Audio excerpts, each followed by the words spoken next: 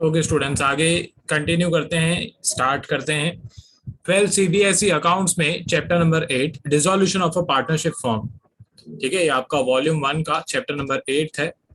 And इस chapter में हम पार्टनरशिप फॉर्म को कैसे डिसॉल्व करते हैं, कैसे बंद करते हैं, उसके अकाउंट्स में आपको सिखाऊंगा।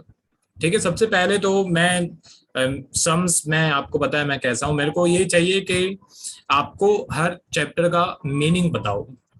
एंड ऑब्वियसली सम्स तो मैं सिखाऊंगा ही, पर मीनिंग पता होना ज्यादा जरूरी है, क्योंकि अगर आपको चैप्टर का मीनिंग नहीं पता है, चैप्टर की स्टोरी क्या है, अगर आपको वही नहीं पता है, तो सम्स फर्स्ट पॉइंट समझ में नहीं आएंगे। सेकंड पॉइंट अगर समझ में आए गए तो उसका कोई प्रैक्टिकल यूज नहीं कर पाओगे, क्योंकि मीनिंग नहीं पता है तो फिर कुछ भी नहीं पता है। ठीक है, तो स्टार्ट करते हैं इस चैप्टर की स्टोरी से। अब होता क्या है, नॉर्मली ये चैप्टर की स्टार्टिंग होती है गुडविल वाले चैप्टर से। ठीक है, गुडविल कैलकुलेट करते हैं, फिर फोर्थ चैप्टर में एग्जिस्टिंग पार्टनर्स का प्रॉफिट रेशियो वगैरह सब चेंज होता है। फिफ्थ चैप्टर में नया पार्टनर आता है, फिर उसके अकाउंट्स वगैरह बनते हैं। ओके, सिक्स्थ चैप्टर रिटायरमेंट का है, उसमें पार्टनर्स जो है, कोई पार्टनर रिटायर हो जाता है। Seventh chapter death of a partner है, कोई पार्टनर की डेथ हो जाती है तो उसके क्या अकाउंट्स वगैरह बनते हैं। एंड लास्ट में एट्थ चैप्टर बिजनेस बंद कैसे करते हैं। ठीक है, पार्टनरशिप फर्म बंद कैसे होती है, ये मैं इस चैप्टर में आपको सिखाने वाला हूँ। तो ध्यान से समझना, होता क्या है, होता ये है कि बिजनेस बंद होने वाला है एंड हजारों रीजन है जिसकी वजह से बिजनेस बंद होता है। उस रीजन से हमको फिलहाल इस चैप्टर में कोई मतलब नहीं है। अब चार चीजें होती हैं। ठीक है, जब हम बिजनेस बंद करते हैं तो आपके बिजनेस में एसेट्स हैं, उन एसेट्स को आपको बेचना पड़ेगा। एंड आपके बिजनेस के ऊपर लाइबिलिटीज हैं, उन लाइबिलिटीज को आपको पे करना पड़ेगा। तो उसके बेसिस पे चार स्टेप्स होते हैं, मेनली चार स्टेप्स होते हैं। ठीक है, एंड उसके अलावा ऑब्वियसली और बहुत कुछ और भी बहुत सारे स्टेप्स होते हैं, पर मेनली ये चार स्टेप्स हैं। सारे एसेट्स को एक तरीके से पहले बेचा जाता है, सारी लाइबिलिटीज को पे किया जाता है, एंड फिर कुछ पैसा बच जाए अगर, तो वो पार्टनर को मिलता है। ठीक है, जरूरी नहीं है कि पार्टनर्स का जो कैपिटल है वो बिजनेस बंद होने पे उनको गारंटी मिले ही। ठीक है, अगर बिजनेस के अकाउंट में एट द एंड सब लाइबिलिटीज पे करने के बाद कुछ बचता है तो वो एक तरीके से पार्टनर्स को मिलेगा, तो उनको एक तरीके से पेमेंट की जाएगी, पर गारंटी नहीं होती है। अच्छा, अब नॉर्मली जितने भी चैप्टर्स आपने सीखे हैं अभी तक, उसमें रीवैल्यूएशन अकाउंट बनता है, उसको profit and loss adjustment account भी बोलते हैं। इस चैप्टर में रियलाइजेशन अकाउंट बनता है। ठीक है, इस चैप्टर में कौन से अकाउंट्स बनते हैं, थोड़ा अगर मैं शॉर्ट में आपको बताऊं तो सबसे पहले एक रियलाइजेशन अकाउंट बनता है। ठीक है, एक रियलाइजेशन अकाउंट बनता है। ठीक है, रियलाइजेशन अकाउंट के बाद पार्टनर्स कैपिटल या करंट अकाउंट, क्वेश्चन पे डिपेंड करता है, वो बनता है। ठीक है, एंड सबसे इंपॉर्टेंट इस चैप्टर में जो अकाउंट टैली होना चाहिए, कैश स्लैश बैंक अकाउंट, ये इस चैप्टर में बनता है। मेनली ये तीन अकाउंट्स हैं, इनके इसके अलावा और भी loan given by a partner, ऐसे इस टाइप के अकाउंट्स भी बनते हैं, पर वो जरूरी नहीं है। मेनली ये तीन अकाउंट्स हैं, रियलाइजेशन अकाउंट, पार्टनर्स कैपिटल और current account and cash account. ये तीन अकाउंट्स में इस चैप्टर का मेन सम सॉल्व होता है। इसके अलावा दो तीन अकाउंट्स और बनाने पड़ते हैं, वो ऑप्शनल है, कंपलसरी ये नहीं है, कंपलसरी ये तीन अकाउंट्स है। ठीक है, अब मैं रियलाइजेशन अकाउंट की आपको स्टोरी बताता हूँ। ये रियलाइजेशन अकाउंट है, आपकी स्क्रीन पे, आपकी टेक्स्ट बुक में पेज नंबर 8.17 पे है। ये रियलाइजेशन अकाउंट का फॉर्मेट है, इसमें कौन सी चीजें डेबिट साइड पे आती हैं, कौन सी चीजें क्रेडिट साइड पे आती है, क्यों आती है, वो सब मैं आपको समझाता हूँ। सबसे पहले चार स्टेप्स, ये इंपॉर्टेंट है, रूल्स हैं ऑब्वियसली। Step one. ठीक है, स्टेप वन, सबसे पहला जो स्टेप होता है वो होता है all the accounts of assets are closed. ठीक है, सारे एसेट्स के जो अकाउंट है उनको क्लोज किया जाता है। तो एंट्री क्या होती है, सबसे पहले मैं वो बताता हूँ। ठीक है, सबसे पहले एंट्री होती है realisation account debit to assets account, and जो भी उनके अमाउंट है वो यहाँ पे आती है। अब ध्यान से समझो मैं क्या बताना चाह रहा हूँ। नॉर्मली जो एसेट्स हैं, नॉर्मली जो एसेट्स वगैरह की वैल्यू होती है वो डेबिट होती है। एसेट्स नॉर्मली डेबिट होते हैं, पर अब हम एसेट का अकाउंट क्लोज कर रहे हैं, तो एसेट्स को क्या करेंगे, अभी एसेट्स को हम क्रेडिट करेंगे क्योंकि एसेट के अकाउंट को क्लोज किया जा रहा है। इसका रियलाइजेशन अकाउंट में क्या इफेक्ट होगा वो भी मैं समझाऊंगा। ठीक है, उसके बाद स्टेप 2। ठीक है, स्टेप 2 में all the accounts of liabilities are closed. ठीक है, सारे लायबिलिटी के जो अकाउंट्स हैं वो भी क्लोज किए जाते हैं। अब उसकी भी एक जर्नल एंट्री होती है, liabilities account debit to realisation account, liabilities account debit to realisation account, ये उसके एक तरीके से इफेक्ट्स होते हैं। अच्छा, उसके बाद स्टेप 3 होता है। ठीक है, स्टेप 3 में एसेट्स आर सोल्ड, या थोड़ा ज्यादा सही शब्द यूज करें तो रियलाइज्ड।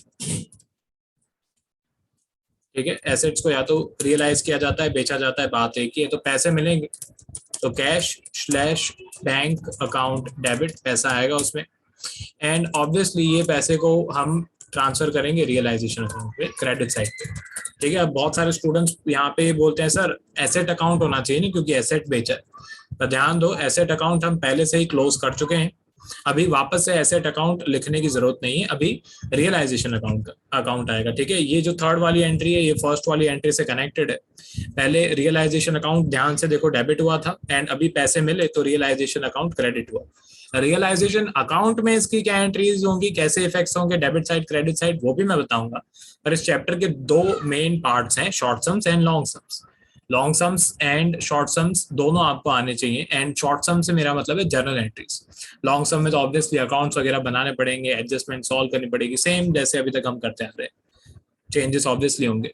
शॉर्ट सम्स में जर्नल एंट्रीज पूछते हैं, तो वो कैसे करते हैं मैं वो भी आपको साथ में साथ सिखाते जा रहा हूँ। अच्छा, तो एसेट्स को हमने बेच दिया, पैसा आया, ऑब्वियसली पैसा आया तो कैश या बैंक अकाउंट डेबिट होगा, एंड रियलाइजेशन अकाउंट जो है वो क्रेडिट होगा। एंड इसके बाद मेन चौथा स्टेप, लायबिलिटीज आर पेड। ठीक है, लायबिलिटीज जो है उनको पे किया जाता है, एंड लायबिलिटीज को पे किया जाता है तो ऑब्वियसली रियलाइजेशन अकाउंट जो है वो डेबिट होगा, एंड पैसा गया। ठीक है, पैसा गया तो यहाँ पे लिखूंगा to cash slash bank account. ठीक है, पैसा गया तो कैश एंड बैंक अकाउंट जो है वो क्रेडिट होगा। मेन ये 4 स्टेप्स हैं, इसके अलावा इसमें और भी बहुत सारी खिचड़ियां पकती हैं, पर धीरे धीरे वो सब समझने को मिलेगा। ठीक है, धीरे धीरे मैं सब समझाऊंगा। अब क्या करते हैं, सबसे पहले रियलाइजेशन अकाउंट को समझ लेते हैं। अब ध्यान दो, सबसे पहला स्टेप क्या था, सबसे पहला स्टेप ये था कि हम सारे एसेट के अकाउंट को क्लोज करते हैं। कैसे क्लोज होता है उसकी एंट्री मैंने क्या लिखाई थी, realisation account debit to asset account. अब यहाँ पे रियलाइजेशन अकाउंट में आप देखो सारे एसेट जो है वो डेबिट साइड पे लिखे हुए हैं, ये to land and building, to plant and machinery, to furniture, to stock, to debtors, to goodwill, to investments, ये सारे एसेट्स यहाँ पे आप देख सकते हो डेबिट साइड पे लिखे हुए, रियलाइजेशन अकाउंट पे डेबिट साइड पे। फिर बहुत सारे स्टूडेंट्स हैं यहाँ पे मेरे को डाउट पूछते हैं, सर आपने बोला था कि एसेट को तो क्रेडिट करना है तो फिर आप यहाँ पे डेबिट क्यों कर रहे हो। ओके, ऐसा डाउट मेरे को स्टूडेंट्स पूछते हैं बहुत बार। बहुत बेसिक से लेजर एंड पोस्टिंग चैप्टर का ये रूल है, ये अकाउंट जो हमने बनाया है ये रियलाइजेशन अकाउंट है। इस अकाउंट में, रियलाइजेशन अकाउंट में अगर आप कुछ डेबिट साइड पे लिखते हो उसका मतलब आप रियलाइजेशन अकाउंट को डेबिट करते हो। ठीक है, लैंड एंड बिल्डिंग अकाउंट को अगर मैंने यहाँ पे डेबिट साइड पे लिखा है, एंड लैंड एंड बिल्डिंग का 10 लाख रुपए मैं रियलाइजेशन अकाउंट में डेबिट साइड पे लिखता हूँ, इसका मतलब मैंने लैंड एंड बिल्डिंग अकाउंट को डेबिट नहीं किया, इसका मतलब मैंने रियलाइजेशन अकाउंट को डेबिट किया। बेसिक लेजर एंड पोस्टिंग के रूल्स हैं ये। ठीक है, मैं ऐसा अज्यूम करता हूँ कि आप 12th स्टैंडर्ड में हो तो इतना तो आपको पता होगा। ठीक है, पर फिर भी जिन्हें नहीं पता है एक एग्जांपल देता हूँ। सपोज कर मिस्टर एक्स है यहाँ पे डेबिट एंड यहाँ पे क्रेडिट। ठीक है, एंड मिस्टर एक्स में सपोज करो एक एंट्री यहाँ पे आ गई टू कैश अकाउंट। ठीक है, एंड अमाउंट में सपोज करो है 10,000। अब इस एंट्री का मतलब क्या, ठीक है, इस एंट्री का मतलब ये है कि mister X account debit to cash account. अब इस एंट्री में कैश अकाउंट डेबिट नहीं हो रहा है, पैसा मिल नहीं रहा है हमें, इस एंट्री में हम पैसा पे कर रहे हैं। इस एंट्री में ये है कि भाई मिस्टर एक्स को पैसे दिए और हमने पैसे पे किए 10,000 रुपीज, तो वही यहाँ पे है ठीक है, अगर आपको ज्यादा दिमाग नहीं लगाना है तो छोटी सी चीज याद रखो। ओके, जब मैं आपके जितना था तब मैंने ऐसे याद किया हुआ था कि टू वाला हमेशा क्रेडिट होता है, बाय वाला हमेशा डेबिट होता है। ठीक है, यहाँ पे जो भी टू में लिखा हुआ है ना, डेबिट साइड पे to land and building, to plant and machinery, to furniture, to stock, to debtors, ये सब टू वाली चीजें क्रेडिट होगी। और जितनी भी बाय वाली चीजें हैं वो डेबिट होंगी। मतलब बाय में जो भी है वो डेबिट साइड पे आएगा जर्नल एंट्री करने के टाइम पे।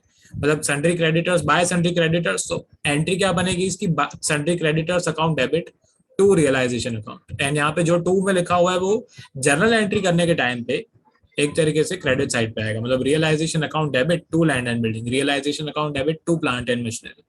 ठीक है, तो सबसे पहले स्टेप, आई होप आप ये समझ गए हो, क्योंकि ये आपको पता होना चाहिए था वैसे तो। ठीक है, नहीं पता है तो मैंने समझा दिया। कोई भी डाउट हो प्लीज मुझे कांटेक्ट करना। आगे बढ़ते हैं। अब सबसे पहले एसेट के अकाउंट को क्लोज कर दिया हमने, सारे एसेट के नाम यहाँ पे मैंने डेबिट साइड पे लिख दिए। अच्छा, फिर स्टेप टू में क्या किया था हमने, लाइबिलिटीज के अकाउंट को क्लोज किया था। तो लाइबिलिटीज के सारे नाम मैंने यहाँ पे लिख दिए, by provision for doubtful debts, by investment fluctuation reserve, bye sundry creditors, bills payable, outstanding expenses and bank loan वगैरह, कैश क्रेडिट। ओके, अच्छा, अब लाइबिलिटीज के अकाउंट को मैंने यहाँ पे क्रेडिट साइड पे लिख दिया। एक साइड रूल मैं लिखवा देता हूँ, ये बहुत इंपॉर्टेंट है। कैश बैलेंस और bank balance are liquid assets and thus they are not recorded in realization account.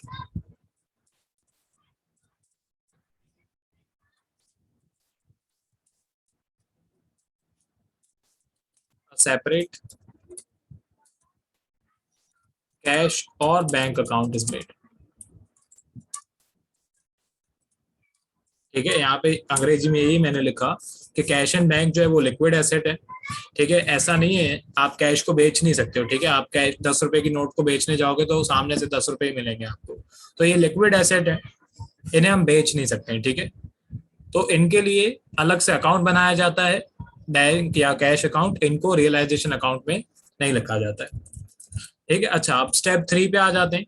मैं सारे रूल स्क्रॉल कर दूंगा तो पहले सिर्फ समझ लो। स्टेप 3 पे आ जाते हैं। स्टेप 3 में क्या होता है, स्टेप 3 में एसेट्स को बेचा जाता है। तो अब ध्यान दो, सबसे पहले जब हमने एसेट्स की वैल्यू को क्लोज किया था तो हमने एसेट को यहाँ पे जितने भी एसेट है उनको डेबिट किया था। अब जब पैसे मिलेंगे तो हम सारे एसेट्स की जो भी वैल्यू है उन्हें यहाँ पे क्रेडिट करेंगे। ये by bank slash cash account, आपके टेक्स्ट बुक में यहाँ पे मैं सर्कल भी कर रहा हूँ, आप भी पेज नंबर 8.17 टेक्स्ट बुक में खोल के देख सकते हो। ठीक है, यहाँ पे लिखा हुआ है by bank slash cash account, bracket में लिखा हुआ है एसेट्स रियलाइज, मतलब एसेट्स की जो भी पैसे मिले, land and building, plant and machinery, furniture, stock, debtors, bad debt recovered, investment, जो भी है, जो भी एसेट के एक तरीके से पैसे आए। अच्छा, लाइबिलिटीज का भी सेम। लाइबिलिटीज पहले मैंने क्या किया था, क्रेडिट। तो अब जब पेमेंट करेंगे तो रियलाइजेशन अकाउंट में क्या होगी, डेबिट होगी। उसका इफेक्ट ये है। ठीक है, यहाँ पे लिखा हुआ है to bank slash cash account and bracket में लिखा हुआ है liabilities paid, sundry creditors, bills payable, outstanding expenses, bank loan, overdraft, cash credit. तो ये हैं इनके मेन 4 इफेक्ट्स। ये 4 इफेक्ट्स तो हर एक सम में होंगे ही। इसके अलावा इसमें बहुत सारी एडजस्टमेंट्स आती हैं, जैसे एडमिशन में थी वैसे इसमें है, जैसे रिटायरमेंट में होती है वैसे इसमें, हर एक चैप्टर में एडजस्टमेंट्स होती हैं। वैसे इस चैप्टर की भी एडजस्टमेंट्स हैं जो कि मैं समझाऊंगा, चिंता नहीं करो। अच्छा, अब उसके अलावा यहाँ पे लिखा हुआ है to bank slash cash account realisation expenses. जब बिजनेस बंद किया जाता है ना तो एक लिक्विडेटर को हायर किया जाता है। वो लॉयर हो सकता है, वो कोई एक्सपीरियंस्ड पर्सन हो सकता है जिसको बिजनेस बंद करने आते हैं, नेगोशिएशंस करनी आती है। ठीक है, क्योंकि जब बिजनेस बंद होता है तो नेगोशिएशंस वगैरह होती हैं, सेटलमेंट वगैरह किए जाते हैं बैंक्स के साथ, क्रेडिटर्स के साथ। तो हम एक ऐसे पर्सन को, जिसे हम निगोशिएटर बोल सकते हो आप, ठीक है, या लिक्विडेटर बोलते हैं अकाउंट्स की भाषा में, उसको हायर करते हैं। एंड वो ऑब्वियसली सब एसेट्स बेचने का काम एंड लाइबिलिटीज को पे करने का काम संभालता है। मतलब लीगल जितने भी खर्चे हैं, लीगल जितने भी काम है वो सब संभाल लेता है। उसके बदले में ऑब्वियसली वो फीस लेता है। अब वो फीस जो है वो हमारे लिए खर्चा है। खर्चे को हम रियलाइजेशन अकाउंट पे डेबिट करते हैं, वो यहाँ पे डेबिट होगा। यहाँ पे लिखा हुआ है to bank slash cash account realisation expense, obviously उसका दूसरा इफेक्ट बैंक में होगा एंड या कैश अकाउंट में होगा क्रेडिट साइड पे। ठीक है, इसके अलावा नीचे ये भी लिखा हुआ है टू पार्टनर्स कैपिटल अकाउंट। कभी कभी ऐसे होता है कि किसी पार्टनर ने रियलाइजेशन एक्सपेंसेस पे किए होते हैं। एडमिशन में एक एडजस्टमेंट थी, क्वेश्चन नंबर 63 में लिखा हुआ था कि realisation expenses are paid by A, आप देख सकते हो। Okay, realisation expenses are paid by A, तो जैसे वहां पे इफेक्ट्स होते हैं वैसे यहाँ पे भी इफेक्ट्स होंगे। एडमिशन में हम क्या करते थे, रिवैल्यूएशन अकाउंट में डेबिट एंड पार्टनर्स के कैपिटल अकाउंट में क्रेडिट। यहाँ पे रिवैल्यूएशन अकाउंट नहीं बना रहे हैं, यहाँ पे हम बना रहे हैं रियलाइजेशन अकाउंट। तो रियलाइजेशन अकाउंट में डेबिट होगा क्योंकि हमारा खर्चा है, पार्टनर का खर्चा नहीं है, बिजनेस का खर्चा है, तो हम पे करेंगे। एंड अगर किसी पार्टनर ने पे कर दिया है तो ये हमारी रिस्पॉन्सिबिलिटी है कि हम उसको उसके पैसे वापस दे दें लीगली, ऐसे रियल लाइफ में तो नहीं देते। फिर क्रेडिट साइड पे देखो, सबसे पहले क्रेडिट साइड पे आपको दिया हुआ है bye partners capital account, bracket में लिखा हुआ है एसेट टेकन। सेम जैसे एडमिशन रिटायरमेंट में भी होता था, पार्टनर्स एसेट्स टेक ओवर करते हैं। एक बेसिक सा एग्जांपल दिया अगर मैं दूं तो वो था कि भाई partner A has taken over the investments. ठीक है, मतलब पार्टनर ए इन्वेस्टमेंट्स लेके गया, तो क्या होता था, इन्वेस्टमेंट्स में से माइनस होता था एंड पार्टनर के कैपिटल अकाउंट में डेबिट होता था। अब यहाँ पे एक्चुअल में बैलेंस शीट बनती नहीं है। क्यों नहीं बनती है बैलेंस शीट? क्योंकि बिजनेस बंद हो रहा है। अब बिजनेस बंद हो रहा है तो फिर काहे की बैलेंस शीट? ठीक है, सब बेच दिया, सब लाइबिलिटीज पे कर दी, तो ऑब्वियसली बैलेंस शीट नहीं बनेगी। ओके, तो यहाँ पे रियलाइजेशन अकाउंट में इफेक्ट होता है, रियलाइजेशन अकाउंट में क्रेडिट होता है एंड पार्टनर के कैपिटल अकाउंट में डेबिट होता है। पार्टनर के अगर पार्टनर कुछ लेके जाता है, सपोज करो अगर पार्टनर बोलता है कि जितने भी हमारे डेटर्स हैं, ये एडजस्टमेंट्स बता रहा हूँ मैं, सपोज करो पार्टनर ऐसे बोलता है कि जितने भी हमारे डेटर्स हैं उनसे पेमेंट जो है वो लेने का काम मैं करूँगा एंड जितने भी हमारे क्रेडिटर्स हैं उनको पे करने का काम भी मैं करूँगा। तो अब यहाँ पे पार्टनर ने रिस्पॉन्सिबिलिटी ली कि वो डेटर से पैसे लेगा एंड क्रेडिटर्स को पैसे पे करेगा एंड बाकी उसने बोला कि जितना डिफरेंस वो मेरी मेहनत का समझ के मैं अपने पास रखूंगा। ठीक है, हमने बोला ठीक है कर ले मेहनत। तो अब डेटर्स जो हैं वो उसके अकाउंट में डेबिट होंगे, पार्टनर्स के कैपिटल अकाउंट में डेटर्स को डेबिट करेंगे। क्यों? क्योंकि डेटर्स एक एसेट है एंड जब पार्टनर कोई भी एसेट को टेक ओवर करता है, पार्टनर जब भी कोई एसेट को टेक ओवर करता है तो वो उसके अकाउंट में डेबिट किया जाता है। ठीक है, वो भी मैं यहाँ पे लिख देता हूँ। When a partner takes over any asset, then it is credited in realization account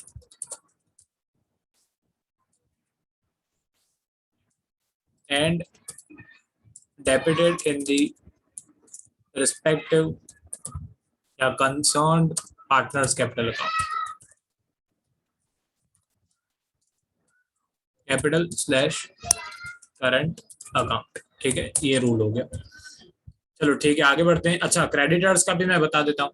suppose करो अगर ये पार्टनर बोलता है कि मैं क्रेडिटर्स को पे करूंगा, तो क्रेडिटर एक लायबिलिटी है, तो जब पार्टनर किसी लायबिलिटी को टेक ओवर करता है तो फिर वो उसके अकाउंट में क्रेडिट होती है एंड रियलाइजेशन अकाउंट में डेबिट होती है। ठीक है, उसका भी यहाँ पे मैं साइड रूल लिख के देता हूँ। ठीक है, when a partner takes over या agrees to pay liability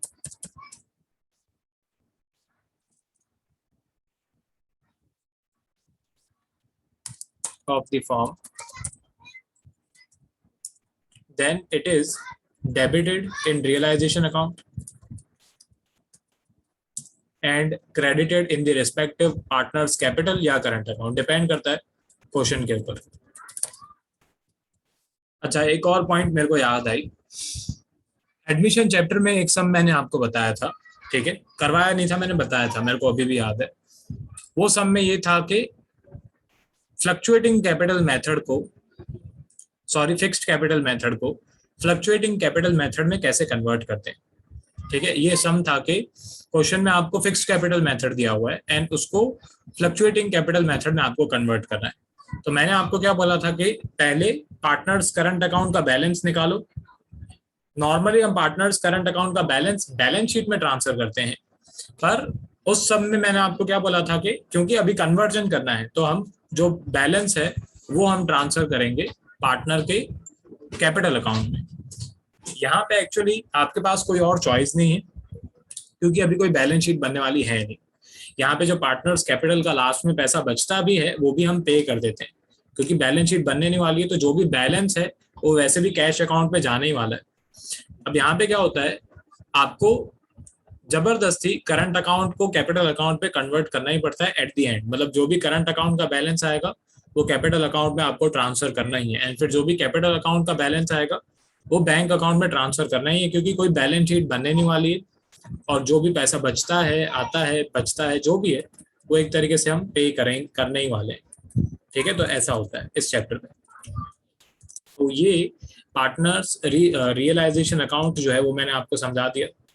obviously इसमें इसके जितना यहाँ पे लिखा हुआ है उससे बहुत सारे पॉइंट्स हैं जो रूल्स वगैरह मेरे को समझाने हैं। स्टार्टिंग के 2-3 लेक्चर्स तो रूल्स के ही होंगे क्योंकि इसमें बहुत सारे रूल्स, बहुत सारी बातें हैं जो मुझे आपको बतानी है। ठीक है, फिलहाल मैं क्या करता हूँ, पहले स्क्रॉल कर देता हूँ, इतने रूल्स पहले लिख लो। ठीक है, सबसे पहले ये रियलाइजेशन अकाउंट है, ये अपनी नोटबुक में बनाना। फिर लास्ट में ऑब्वियसली एक पॉइंट मेरी बतानी रह गई, अगर क्रेडिट साइड का टोटल आए बढ़ा तो फिर प्रॉफिट होगा वो पार्टनर्स में डिस्ट्रीब्यूट किया जाएगा, old partners old ratio. And realisation account में डेबिट साइड का टोटल बढ़ा आता है, मतलब लॉस है, तो वो भी ओल्ड पार्टनर्स ओल्ड रेशियो में डिस्ट्रीब्यूट किया जाएगा। ठीक है, एक और पॉइंट मेरे को बतानी है साइड रूल करके, इसमें तो बहुत सारे पॉइंट्स मेरे को बतानी है। ठीक है, सपोज करो एक एसेट था जो कि सपोज करो फर्नीचर था आपका, एंड 50,000 रुपए का फर्नीचर था, पर अभी आप बेचने गए तो वो फर्नीचर सिर्फ 20,000 रुपए में बिका है, तो बाकी हमारा लॉस हो गया। ठीक है, हमारा लॉस हो गया 30,000 रुपीज का। ठीक है, पर इस लॉस की कोई एंट्री आपको अलग से नहीं करनी। ये जो लॉस आया ना 30,000, ये अपने आप बैलेंस डिफरेंस जो है वो अपने आप आ जाएगा, हमको अलग से लॉस की एंट्री या लॉस का इफेक्ट नहीं करना होता है। ठीक है, लॉस या प्रॉफिट वो अपने आप आता है। तो ये भी रूल अपनी नोटबुक वगैरह में लिख लो, रूल्स वाले पेजेस में, स्टार्टिंग के कुछ पेजेस हमेशा रूल्स के लिए कुछ छोड़ दिया करो। तो ये रूल है, नो एंट्री या नो स्पेसिफिक और different entry is passed for loss और profit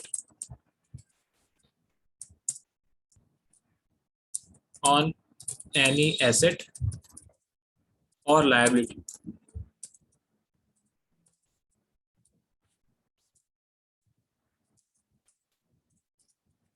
The effect of profit or loss is calculated automatically at the end. ठीक है, चलो ये रूल्स भी अपने नोटबुक में लिख लो, साइड रूल्स। मैं आराम से स्क्रॉल करता हूँ। ठीक है, पॉज करके लिखते जाना। ओके, उसके बाद ये 4 स्टेप्स पॉज करके लिख लो। ये